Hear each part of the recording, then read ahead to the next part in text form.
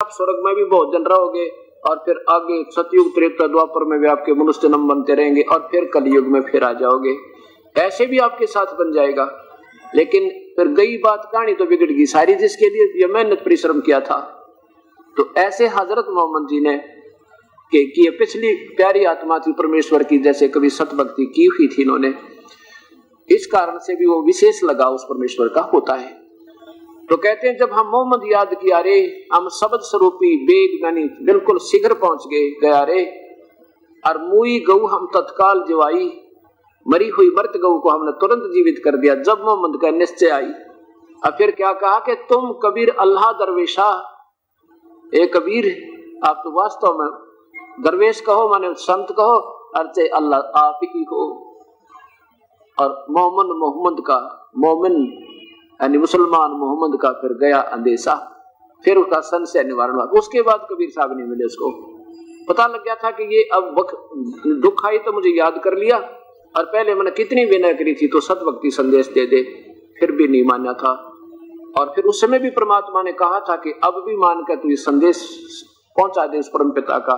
वो मौन रहा था, बोला नहीं, फिर भी स्वीकृति नहीं दी, क्योंकि वो उस जबराइल नाम के देवताओं ने बहुत डरा रखा था, उनको बहुत बुरा, उनको भय बैठा रखा था काल के देवता ने, दूतों ने। तो उसके बाद कबीर साहब नहीं मिले उस हजरत मोहम्मद को। इसलिए तो आपने कुरान शरीफ में देखा था, अब यहाँ इतना समय नहीं क्योंकि आगे चलना है, कि वो कबीर परमात्मा जो तुझे जिंदा रूप में मिला था, आके उस पर भरोसा रखना। अब ये संदेश तो उससे डरते हैं, उसका बताते हैं भगवान वो है, और फिर अपनी तरफ से उनको दिशा गलत दे देते। तो ऐसे फिर क्या हुआ बाद में, ये बकरे और गऊ काटने की कैसे रस्म पड़ी। जब तक हजरत मोहम्मद रहे तब तक तो उन्होंने ये कुरीति नहीं प्रारंभ होने दी। 1,80,000 जब लग जीवित रहे, उन्होंने कभी ये मांस खाना या बलि चढ़ाना, बकरे काटना या ईद बकरीद मनाना नहीं बनाने दिया उन्होंने। अब क्या होने लगा, बाद में कई 100 वर्ष के बाद आप फैसला कर ली कि आने वाले उनके वंशजों ने कि जिस दिन हमारे हजरत ने बकरा मारा था उसको याद बनाने के लिए बकरीद मनानी चाहिए, ताकि याद रहे कि इस दिन हमारे पीर ने, हमारे नबी ने और ऐसा कमाल किया था। उसके लिए क्या करना शुरू कर दिया, बकरा उस निश्चित दिन को बकरे को हलाल कर देते, प्यार करके कहते इसको मारेंगे नहीं, झटका नहीं मारेंगे, धीरे धीरे कलमा पढ़ते रहना, कलमा पढ़ते मार देना। अब वो कलमा पढ़े और वो रो बेचारा आत्मा से तड़प तड़प कर प्राण निकले। फिर कहते हैं इनको जंगल में डाल दो, यो कलमा पढ़ दिया ना, अब मांस को नहीं खाना, नहीं तो अपना धर्म भंग हो जाएगा। जंगल में डाल देते, रेशम बना दी। ऐसे फिर गऊ जिस दिन जीवित की थी मृत्यु करके, ऐसे गऊ का प्रारंभ कर दिया। अब ये चल पड़ा सिलसिला, गांव गांव नगर नगर में ये दिन मनाने लगे। और फिर पड़ गया दुर्भिक्ष, यानी अकाल गिर गया। इतना भयंकर अकाल गिर गया कि पत्ते भी खा खा छिक लिए इंसान, वर्षों में पत्ते भी ना रहे। उसी समय ये दोनों पर्व आ गए, बकरीद आ गई। अब ऐसी हर स्थान पर, हर जगह जगह पर वो बकरीद मनाई, बकरा हलाल किया, जंगल में डाल दिया। और भूखे मरते कुछ मुसलमानों ने उसका मांस खा लिया बकरे का। इस बात का अन्य मुसलमानों ने एतराज किया, भी मुसलमान होकर मांस खा लिया, इसका निकम्मा काम कर दिया, इसको जाति धर्म से निकाल दो, इसको ये कर दो, इनको सजाएं दो। ऐसी सजाएं दी जाती थी उनको कि अगर मांस को खा लेना, फिर उस प्राणी के बदले में, जैसे एक बकरा खा लिया, मार दिया, या कोई किसी ने वैसे भी जीव हिंसा कर दी किसी मानस की, वो सजा दी जाती थी कि या तो 10 ऊंट या 100 ऊंट या 50 ऊंट ऐसे निमित्त किया करते थे। और ऊंटों को खाना नहीं, उनको बेच के, क्योंकि पहले धन यही होता था, उनको बेच के धार्मिकता भंडारे धर्म में लगाओ, ये सजा दी जाती थी अगर कोई ऐसा मांस खा लेता था या कोई जीव हिंसा कर देता था। तो ऐसी ऐसी घटना हर जगह होगी, सभी जगह से कई लोगों ने मांस खा लिया। उनकी सजा के लिए फिर मुख्य मौलवी काजियों के पास ये घटना बात पहुंची, तो उन्होंने सोचा भाई ये तो बात बिगड़ गई। अब क्योंकि मांस खाने वाले को सजाए मौत भी दे दे तो भी थोड़ा था, ऐसा प्रावधान मुसलमान धर्म में बताते हैं प्रारंभ में। अब उन्होंने सोचा भी इतना को सजा देना भी अच्छा नहीं लगता, क्योंकि हजारों की संख्या में दोषी पाए गए। जब मुख्य एक स्थान पर वो सबकी शिकायत पहुंची निर्णय लेना था क्या सजा दे, तो उन्होंने एक सलाह बना ली, भाई देखो ये अच्छा नहीं, इस तरह सबको सजा देना, ये कह दो कि कलमा पढ़ने से वो बकरे का मांस पवित्र हो गया था, वो तो प्रसाद बन गया था, और भाई वो प्रसाद तो खाया ही इन्होंने, लेकिन वैसे कोई जीव हिंसा करके बकरा काट के खाएगा तो वो उसको महान पाप होगा, खबर उसको बड़ी सजा मिलेगी। अब उनको माफ कर दिया, इस बात को सबने मान लिया, भाई ठीक है जब आदेश सही है तो बकरा कलमा पढ़ दिया था इसके लिए, इसको ये तो प्रसाद बन गया था। अब उस समय उन महापुरुषों का ये बचाव करना अति आवश्यक हो गया था, और इस प्रकार फिर यह कुरीति का रूप धारण कर दिया। अब आज इसका ये भयंकर रूप धारण हो गया। ऐसे फिर गऊ का समय आ गया, अब वो काट तो देते पर जीवित ना कर सकते। अब और हजरत मोहम्मद ने काटी भी और जीवित भी कर दी। अब यहाँ कबीर साहब अपनी प्यारी आत्मा हजरत मोहम्मद की फिर बड़ाई करते हुए कहते हैं, क्योंकि अपने सर नहीं लेते अपनी बड़ाई को, कहते मारी गऊ शब्द के तीरम, ऐसे होते मोहम्मद पीरम, शब्द फेर जवाई, हंसा राख्या गोसत न भाख्या, ऐसे पीर मोहम्मद भाई। तो कितनी प्यारी बात कही कि तुम अगर उनकी नकल करते उन महापुरुषों की, तो उन्होंने तो वो गाय मारी थी ना शब्द तक, और फिर जीवित कर दी थी, मांस नहीं खाया, वो जीव उसका न्यों का न्यों सुरक्षित कर दिया था। और ऐसे पीर मोहम्मद भाई, हंसा राख्या, उसका जीव बचा दिया, हंस माने जीव, ज्यों का त्यों बचा दिया, और मांस नहीं बाख्या, मांस नहीं खाया बख्या। ऐसे पीर, ऐसे महापुरुष थे, ऐसे देव वो गुरु थे तुम्हारे हजरत मोहम्मद, अरे तुम ये गलती कर रहे हो। अब क्या कहते हैं परमात्मा के, देखो मुसलमानों, काजियों को और मौलवियों को की तरफ संकेत करते हुए कहते कि ये अगर इन काजियों को, मुल्लाओं को अगर ये पूरा विश्वास है कि बकरा, क्या कहते हैं ये कि हमने बकरे की रूह ना स्वर्ग भेज दी बिस्त में, और हम तो फिर ये पवित्र कलमा पढ़ने से मांस पवित्र हो गया, उस प्रसाद रूप में खाते, जरूरी खाना चाहिए सभी ने। अब कबीर साहब कहते ना दानो, अगर ऐसे गर्दन देने से और ये इस बकरे की रूह पहुंच जा स्वर्ग में, तो कौन नंबर आने दे भाई बकरों का। शेख फरीद जैसे, मंसूर जी जैसे महापुरुषों ने, और मूसा जी जैसे ने, हजरत मोहम्मद जी जैसा ने अपनी घोर तपस्याएं की थी, जैसा उनको साधन मिला इस स्वर्ग प्राप्ति के लिए, उन्होंने मंसूर जी ने अपना शरीर सौंप दिया था, टुकड़े टुकड़े कर दिया, फिर भी उन्हें परवाह नहीं की थी। और तुम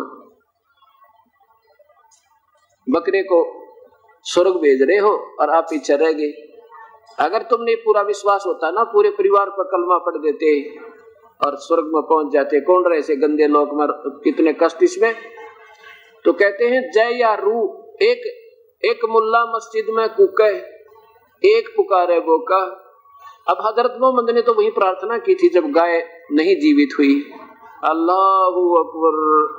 अब वह क्या करते हैं लोग, वो एक तो मस्जिद में चढ़ जाएगा ऊपर मुल्ला तक, ए अल्लाह, अल्लाहू अकबर, ए भगवान, हे अल्लाह, इसको बस बकरे की रूह को स्वर्ग में स्थान देना भीष्ट में। और एक वो बोक बकरा, उसकी गर्दन काटी जा रही, वो मिमा क्या वो रो के तड़प रहा है, और तुम उसको सिफारिश करे वो परमात्मा को, तुम्हारी सिफारिश मानेगा जो दूसरे की हिंसा करे वो परमात्मा।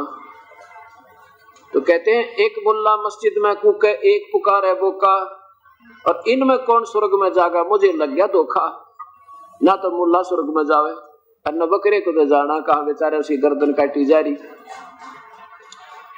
फिर क्या बताते हैं कि भाई आज जो मुल्ला बकरे काट रहा है ना, अगले जन्म में बकरा तो मुल्ला होगा और मुल्ला बनेगा बकरा, ये अपना बदला लेगा।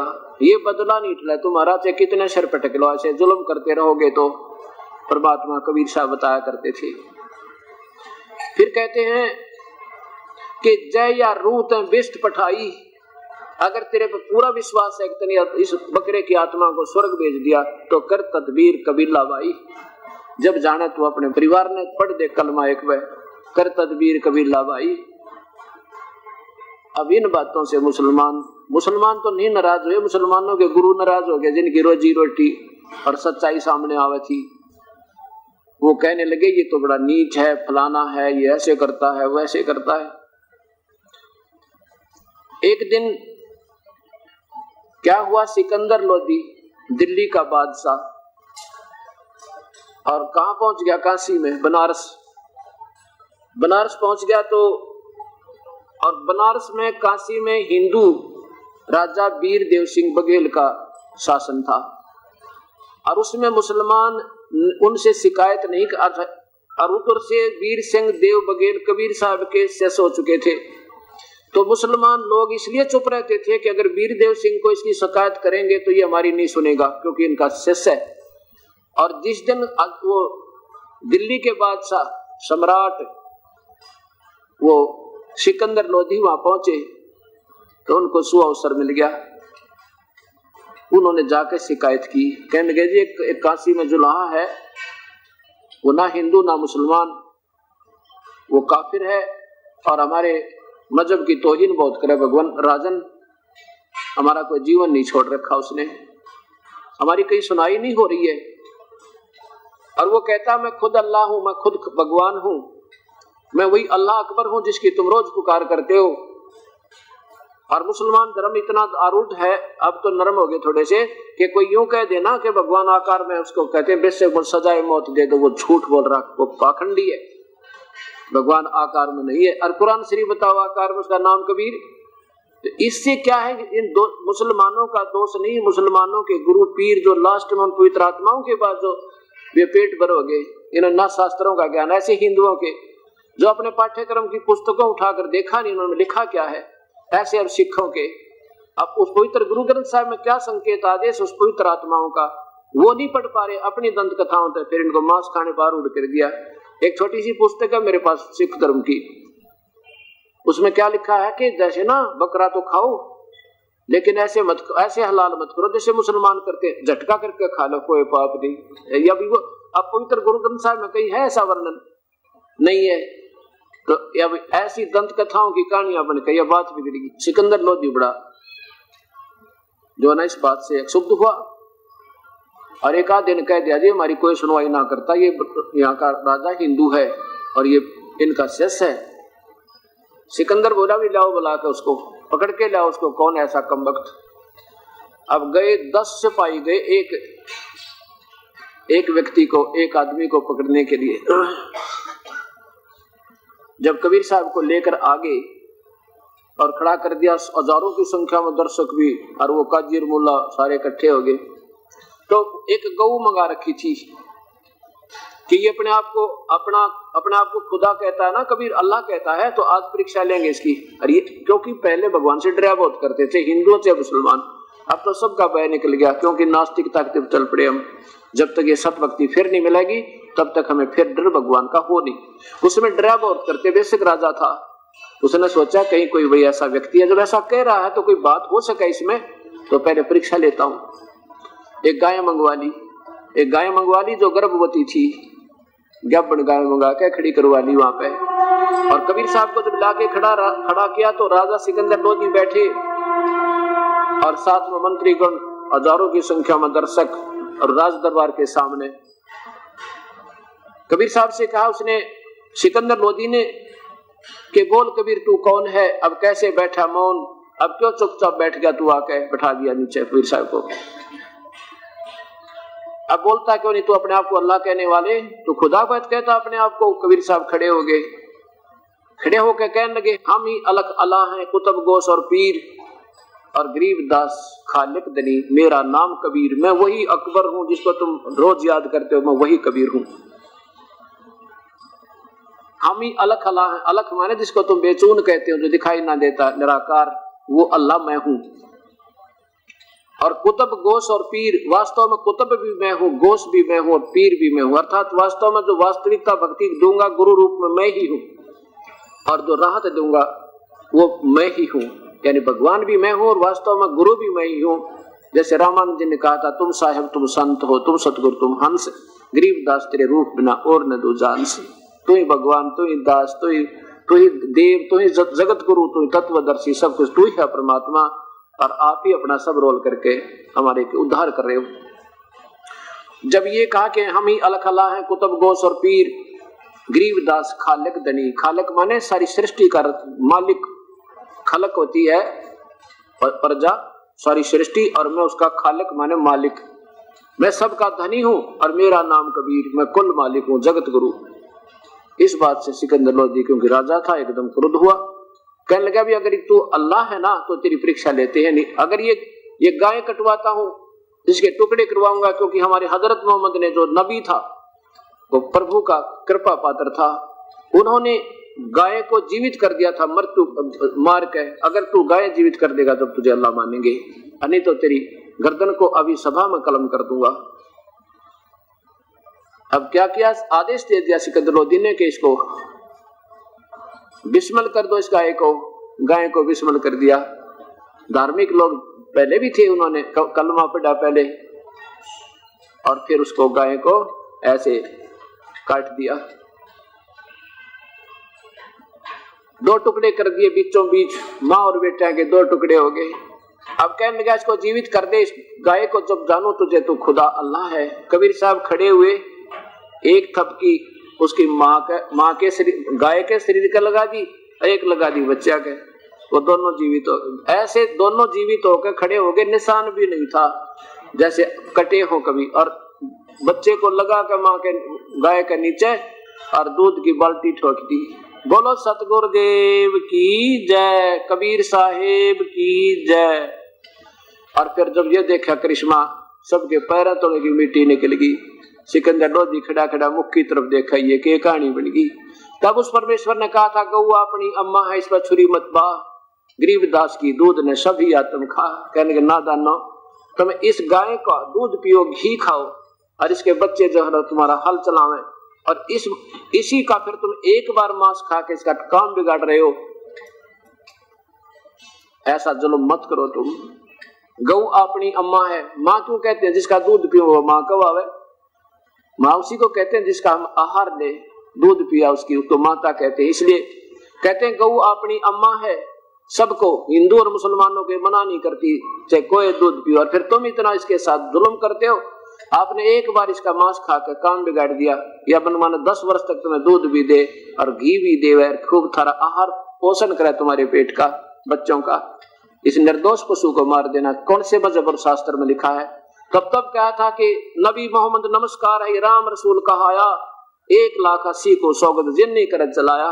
कहते हैं अर्श कुर्स पर अल्लाह तकत है, अर्श कुर्स पर